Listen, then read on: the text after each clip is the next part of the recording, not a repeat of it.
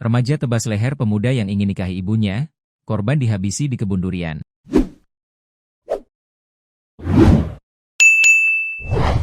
Remaja berinisial A, 17, nekat menghabisi nyawa pemuda MMA, 18, di kebun durian wilayah Kecamatan Pitumpanua, Kabupaten Wajo, Sulawesi Selatan.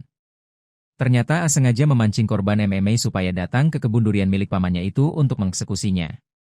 Usut punya usut, A sakit hati lantaran korban sering mengatakan kepada pelaku ingin menikahi ibunya.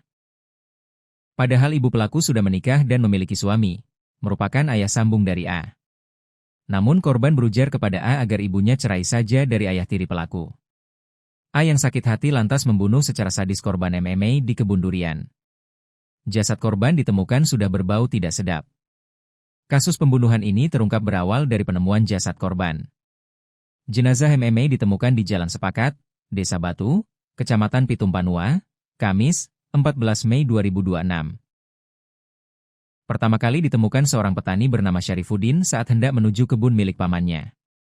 Syarifuddin mencium bau busuk hingga akhirnya menemukan korban sudah dalam keadaan tidak bernyawa.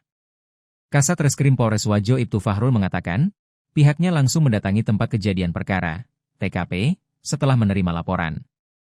Setelah menerima laporan, kami melakukan olah TKP dan memeriksa saksi-saksi. Dari hasil penyelidikan, kami mendapat informasi keberadaan pelaku di rumahnya di Kecamatan Larompong Selatan, ujarnya kepada tribun-timur.com, Sabtu, 16 Mei 2026. Atas informasi itu, kurang dari 24 jam setelah penemuan jasad, polisi berhasil menangkap terduga pelaku A, 17, warga Dadeko, Kecamatan Larompong, Kabupaten Lu. Pelaku A mengakui perbuatannya telah melakukan penganiayaan hingga menyebabkan korban meninggal dunia. Ibtu Fahrul menyebut, motif pembunuhan dipicu rasa sakit hati pelaku terhadap korban. Pelaku mengaku sakit hati karena korban sering mengatakan kepada pelaku agar ibunya bercerai dengan ayah tirinya, lalu korban berkata akan menikahi ibu pelaku, ungkapnya. Pelaku kemudian memancing korban datang ke kebun durian milik pamannya. Pelaku menyerang korban menggunakan parang. Pelaku mengakui menebas leher korban.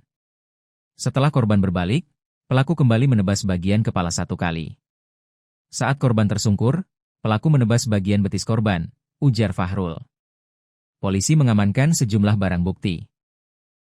Di antaranya 1 unit iPhone 11 Pro Max warna putih, 1 unit sepeda motor CRF warna hitam, parang yang digunakan pelaku, sweater yang dipakai saat kejadian, serta helm dan gogles milik korban.